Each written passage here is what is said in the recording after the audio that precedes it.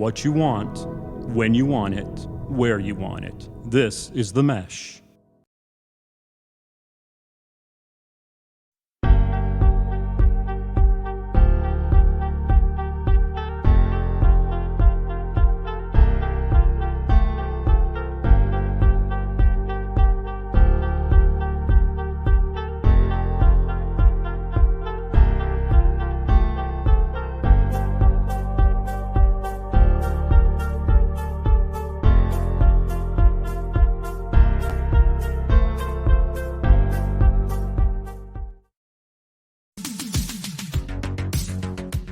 Brothers in Tech is a weekly podcast focused on personal and home technology, helping provide you, our fellow brothers and sisters in tech, with some information, assistance, and recommendations.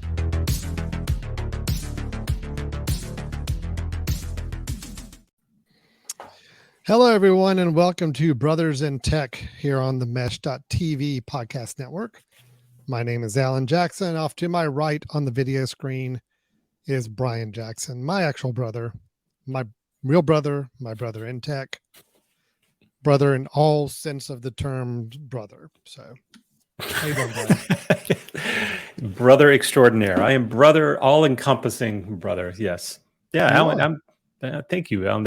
I don't know if I could say that's the nicest you've ever been to me about being a brother, but it's got to be close. I decided to make a change. I'm making a change tonight. I'm just going to be super nice. Let's just see how that goes. It's going to be a change. It's a little awkward for me. Are you drinking? Or no, that's a crazy thing. I just thought, let me try this out. I want to see how this feels. I want to see how comfortable I am just being really nice to you and everything I say. Wow. This is being recorded, isn't it? I mean, it's actually being streamed. Wow. So like, hold on. Let me count how many people are watching. The little icon area up there doesn't have enough room for all the digits of people that are streaming right now. It just has the 0 at the end. It doesn't have all the ones right before it. Obviously, it must be. It's like a rollover on an odometer. It's like somehow it's gotten so big. Sure. It's just defaulted back to 0 again. Right? Yeah. Well, welcome to all of you. I blame it on the idea that we're for broadcast purposes. We are starting this late. We have like randomly picked days to go live and we don't tell anybody. So I'm not really worried about not having any live listeners and watchers. It's okay. We're fine. Most of our audience, like,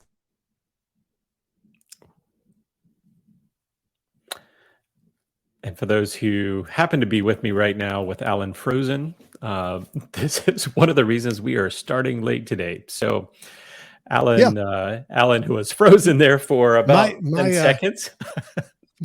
So something weird's going on here, and this may be happening throughout the episode. So I'm just Brian, if I do freeze up, you just got to kind of pick the ball up and run with it and go. I'm so excited. Yep. I'm so excited. Yeah. I don't know what's up. I did just switch to a new internet service last week.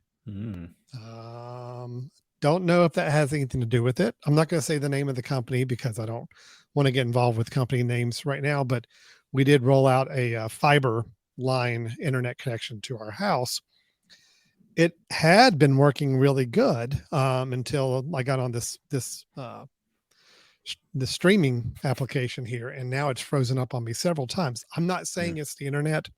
I'm not saying it's the service we're using to do the streaming. I don't know what it is, but it probably will happen again. Yep. So I'm just giving heads up, Brian, if you do see me freeze up, just run with it, man. It's all you. Take over. I'm ready, man. I'm loaded and ready. You're ready. So now we've already been talking for 4 minutes here, Alan, and this is where today we're going to introduce something new, right? And I'm jumping in because, well, I just don't know if you're going to be frozen or not. I think that's good. I think you just go ahead and go with it. Yeah. Okay. So for one of the feedback pieces that we've gotten from some of our wonderful mini listeners is, it's great to listen to your episodes, but sometimes they go a little long and it takes me multiple trips to and from work to listen to all of them.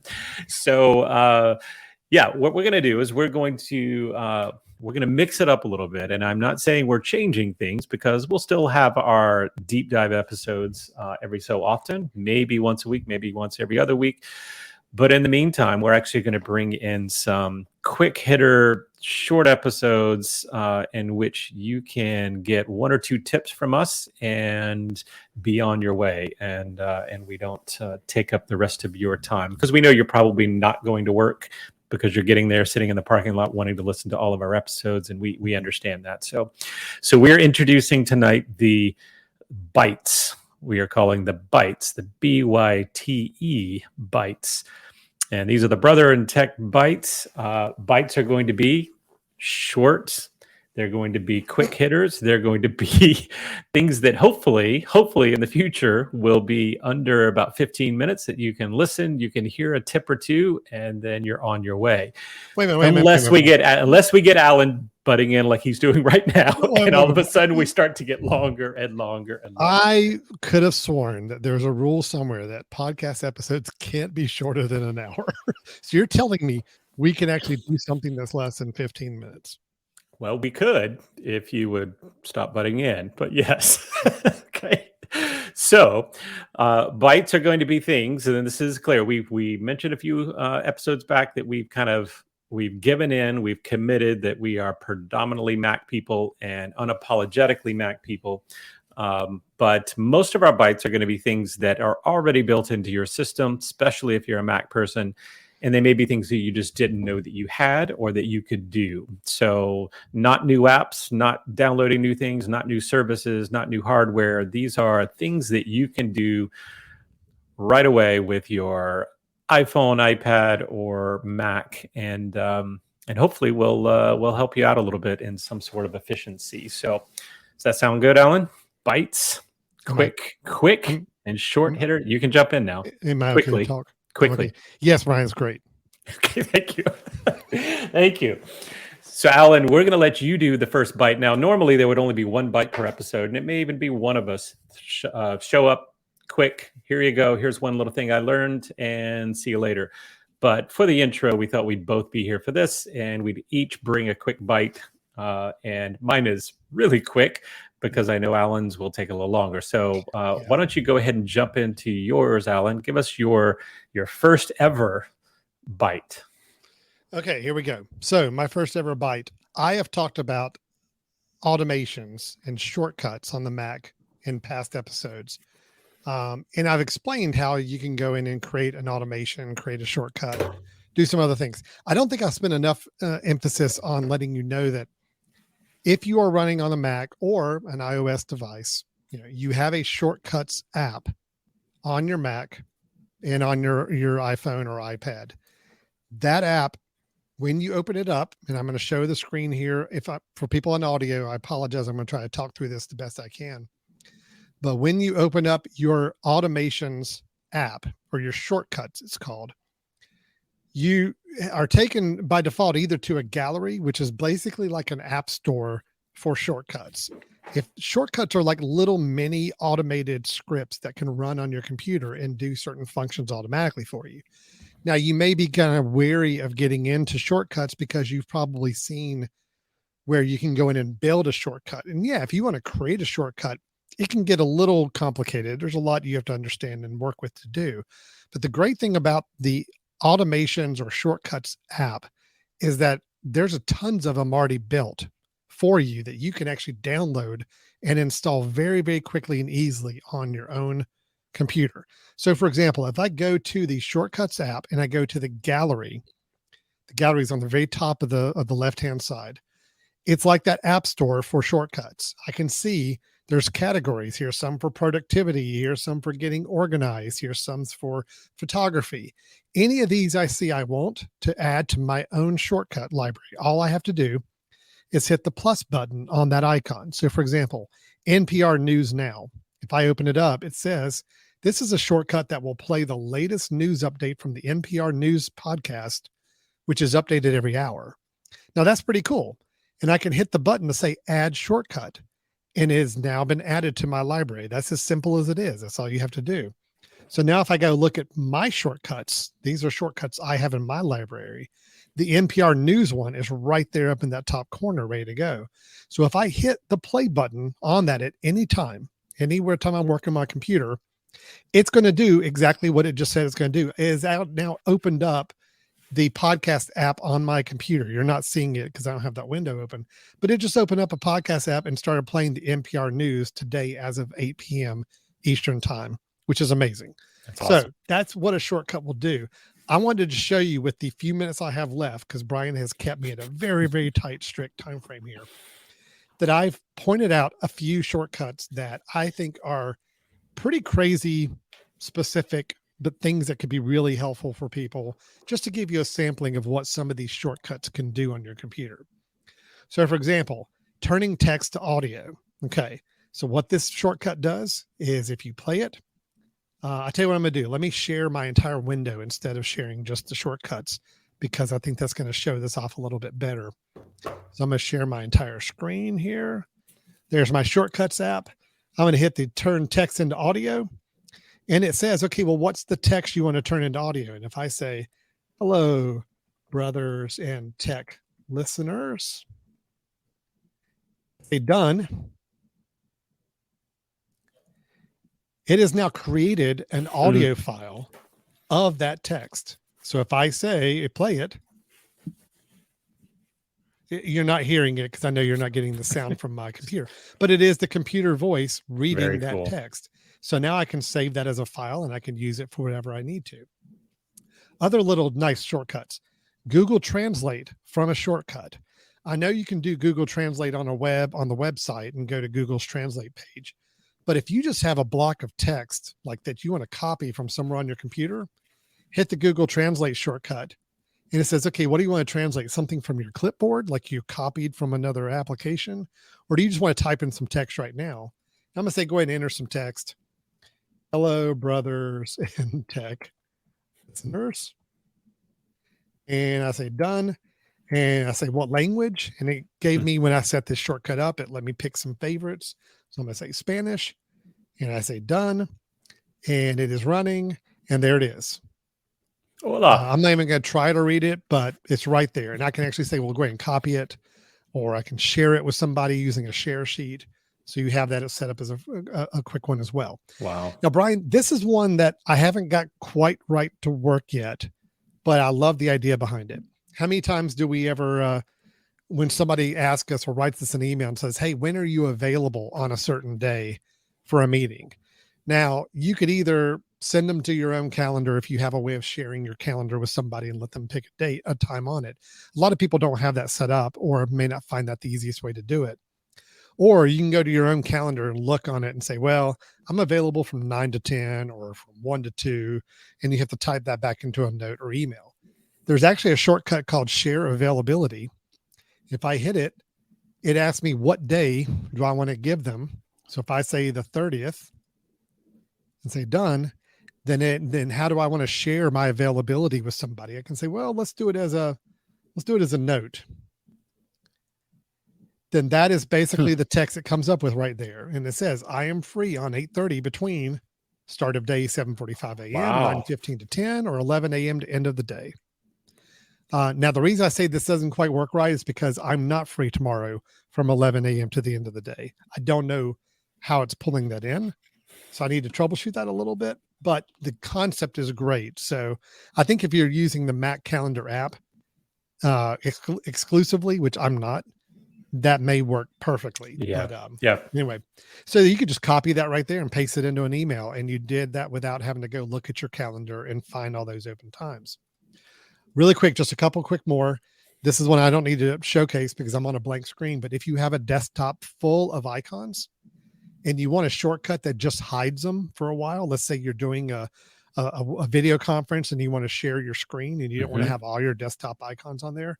This is a shortcut that if you click it, it will toggle hiding your desktop icons for you.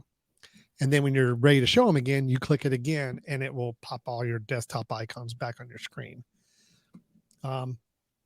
Shazam shortcut will basically take any, you play it and it actually does a Shazam little window, like listening for music anywhere where your computer is with the microphone.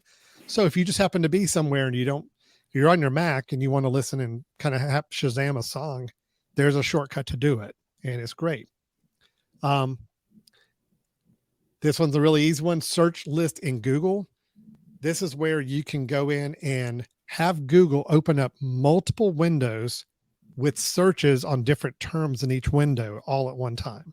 So if I say I want to open up a window where I'm searching for hurricanes, another one I'm searching for Florida, and one I'm searching for brothers and tech. If I say done, it opens up 3 browser windows, all of them searching for the terms, each one a term I typed in. And now you hit a return just now. Is it, if you did comma, is it all on the same one, or? Yeah. If you do a comma in different phrases on the same line, it'll search those phrases on one tab for nice. you. Yeah. Nice. Last one I'm going to show. This one's pretty cool. Split screen 2 apps.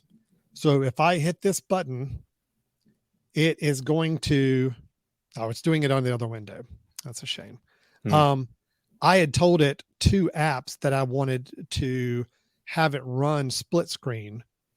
And I told it I want my mail app and I want my notes app to open up in split screen view. So basically it did this. I'm pulling my 2 windows over to show you, but it basically just automatically opened up these 2 apps in split screen, taking my monitor, splitting them in half. And it did that just as part of an automation really quick. The idea here, Brian, is that this is just 7 I pulled like from a nice little search of some different ones on the gallery. Actually, some of these are ones I just did Google searches for great Mac shortcuts and found ones that people had created and put up online to download or put up in the gallery. Super easy to do. So last thing I'll say with this is if you, like, for example, if I go back to my Safari window, and if I say best Mac shortcuts automation, there's all these different websites where you can go in and it's going to show you different shortcuts that people have made. There's a Google Translate one, share availability, start my next meeting, for example. All you have to do with any of these is just click on whatever link they give you. And once you find the actual link for the shortcut, let's see, where's this link for the shortcut? I did not find that on here. I should have. Anyway, basically, it's going to pop up a web page, an Apple web page that says, do you want to add this shortcut to your shortcuts? And you say, add it, and you're done. So you don't even have to just try to look inside the gallery here. You can actually just go to a search for ones you like, and it will automatically add it into your shortcuts library. And then it's nice to kind of keep this open as like a little dashboard on a monitor somewhere. If there's some things that you need access to pretty quickly, you hit them and you go. So that is the automations. That is the shortcuts. Love it. Just to show that there's some really powerful things in there. And I think more people need to hop in there and play around with that and get comfortable with those, because you can do some pretty cool things in shortcuts. Very cool. Can you really quickly tell me what are the different ways that you can trigger I'm out of time. Shortcuts? I'm out of time, Brian. You told me I was out of time. Yep. What was that question? Sorry, what was it? What are the ways that you can trigger a shortcut? I know you can have a window open and click a button, but can you use you can use your phone, because you can put them on your phone to trigger. Mm-hmm. What else could you do? What are other ways you could do? Voice? So you could do voice. You can actually tell SIRI to run a certain shortcut as long as you know the name of it and you want to tell it to read that. You could choose to have some of them added to your dock, like your dock along the bottom of the screen. If you want to make them like an icon down there. You can also, some of them allow you to add them to your menu bar across the top as a little shortcut icon as well. So to shortcut the menu bar, your dock, Siri, and I think that may be the main ways. And of course, you can open them on your phone and run them on your phone as well. So that's kind of the best ways to run them there. But pretty universal. I think it's great. I mean, it's a lot of fun. So that's I appreciate you bringing those back up, because I have not been using them at all and had no idea some of these were available. So very cool. Yeah. Absolutely. All right. You're done. So that was my BYTE. I have completed my first BYTE. Very nice. I think by the record I'm looking at it, it was we killed about 6 minutes or 7 minutes at the beginning. So I did about 11 minutes. It's not bad. When you say 10, 11, meaning 13 or 14. But okay. You did. It was under 15. Okay, it was under 15. And mine is going to be the shortest bite on record because it's going to be much shorter than We will that. see So, about that. so Alan, I'm going to show you one quick hitter here, and it will not take long because there's not a whole lot I can show. But I can tell you one of the more frustrating things that I tend to do is to try to organize my apps on my iPhone screen. So by what I'm talking about is I have an app on the third screen. I want to put it on my second screen, but I want to put it in the top left. And every time I go top left, it starts to click over to the first screen and then back to the second screen, and it jumps around. It's really maddening to put anything on a page on the edge of the page, right? I oftentimes will go drop it in the middle of the page because that's easier and then move it from there. Well, one thing that I found out, and people may know this and they have stumbled across it, but if you haven't, one easy way to make this happen is normally when you move an app, you click and you hold. Yep, go ahead and do that. Normally you would click and hold on an app. So I'm gonna take this Asana app, click and hold, and you can see it's going to give me lots of things that I could do, and I can start moving it around. This is one finger that is moving it around right now for those that are watching. That's the way you normally would do it. And I want to slide it over to another spot and all good, right? Well, if I wanted to put it on the next screen, you get to the edge and it goes and flips to the screen. And then if you happen to hold it there too long, it flips another screen. And then if you want to go back, but you want to put it on the edge, no, I didn't want to go 2 screens back. It starts to go all over the place and are really hard to kind of control where you're putting this app. Well, if you didn't know this, one of the things that you can do, and I just found this out the other day, that if I have one finger on that app and I'm ready to move it around, while that finger is on the app, I can take my other hand, my other finger, and swipe the screens. So I can quickly kind of navigate around. So I can be holding something, swipe. It's just an easy way. Let's say if you're someone that has 6 or 7 screens, you can quickly swipe through rather than having to put the app on the corner and kind of move it around. So it's kind of a nice way to navigate a little bit easier, 2-finger navigation rather than one, to be able to swipe between your screens. So see, that's my quick hitter. Look with that. What was that? 3 minutes? If that. So don't you love that? Just to make sure we're not. You got it. Yeah, you're gonna go longer. Okay, we're just make sure we're not cutting our listeners too short. Just tell me again. Okay. You press down with one finger like you normally do and hold down the app, and you get the apps all jiggling. Yes, like they do. But at that point, you then take your other finger and you're using it to swipe on the screen. And that actually moves the screens without moving the app you're trying to move. So that way you don't have to deal with that whole accidentally flipping to the wrong page and all that junk. And the other thing that it can do, and I didn't even realize until just now, but I can take my other finger and open up one of the folders. So I can click on my travel folder there. The travel folder opens, and now I just drop my app that I was just holding. All right. Because if you know the way you normally have to do that, you have to get on top of the folder and make sure it opens up without the folder swiping to the next page like sometimes it would do. So there's kind of an easy way or an easier way to navigate moving around your apps, because that is maddening to me. Brian, I will say there are a limited number of things in this world that truly just make me mad. And I keep a running list of them just to make sure I know. Especially today, since you're being nice today. Yep. I'm being very nice to Brian today. One of them is trying to rearrange apps on my iPhone screen. I've cursed profanities I didn't even know were actual words trying to do this. So there you go. Yeah. You're welcome. That's You're welcome. Helpful. A quick bite to help you. Yeah. What a great bite. And look at that. If we jump in right now, we can get done in 25 minutes for 2 bites in 25 minutes. Unless you're going to, I don't know, start talking again. So I'm tempted. I mean, no, I guess we should stop. But really, are we just going to cut this off? We're going to cut it off. This is what we want people to do. Hear quick bites and then go about their day and then build up the anticipation for our longer shows. Okay. Yep.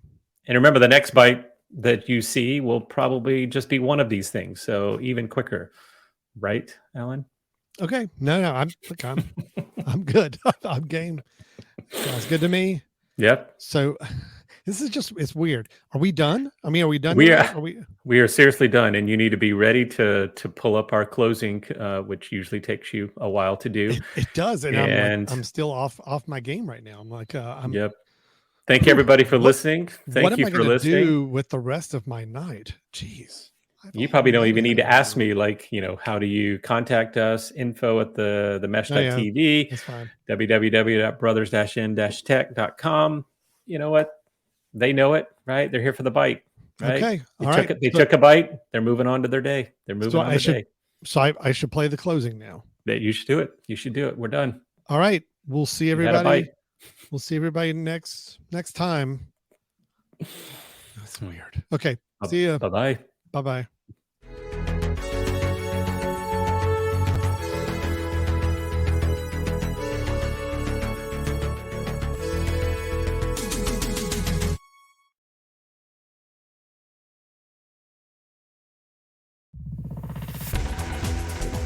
You've been listening to The Mesh, an online media network of shows and programs ranging from business to arts, sports to entertainment, music to community.